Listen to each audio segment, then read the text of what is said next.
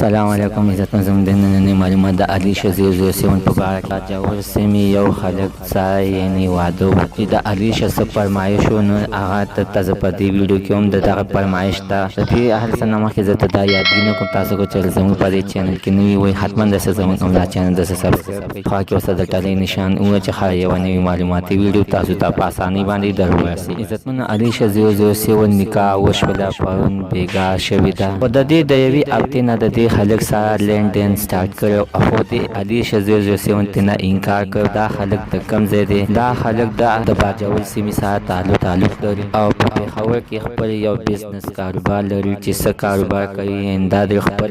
د خپله یو غټ ډیلر دی د ټایرونو کار کوي خو د ده خپله یوه ښځه هم بله هم شته د هغې نه د 4 بچي دي خو د نامې دپاره دا علي شه سره واده و. عزتمنو دا وینا چې دا نو د علي شه د پلار د خولې وینا ده او دا یې ویلي دي چې یعنې د علي شه ته به یو کور اخلي او یو به ورته غټ ګاډی اخلي. دا ورته موږ د دې په فرمایش باندې ورکړې ده ځکه چې علي شه 007 واده ته غاړه نه کېښودله. ویل یې زه چې واده کوم نو داسې کس سره به کوم چې امیر وي او ما ته به جدا یو ښایسته کور اخلي او یو به راته هټیل ګاډی اخلي چې په هغې کې زه ګرځم. خو خلک ورته دا ویلی دي صحیح ده دا هر څه به زه تا ته واخلم خو ته به د هر څه نه بېتوبه وباسې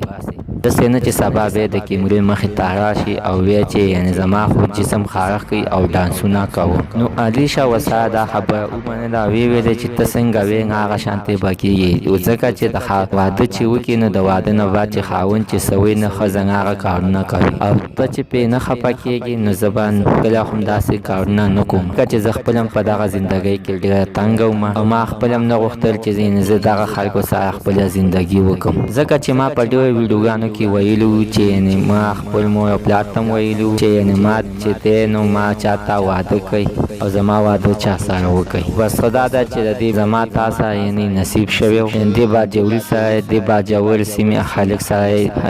یې یعنې نصیب شوی و د ورسره نکاح وکړله. حتما زموږ نننۍ معلومات ته د دې ځای پورې د نوي معلومات دپاره همدا چینل داسې سبسکرایب کړئ خوا کې ورسره د ټلۍ نشان ووایه چې ښایي یوه نوي معلوماتي ویډیو تاسو ته په اسانۍ باندې در ورسي.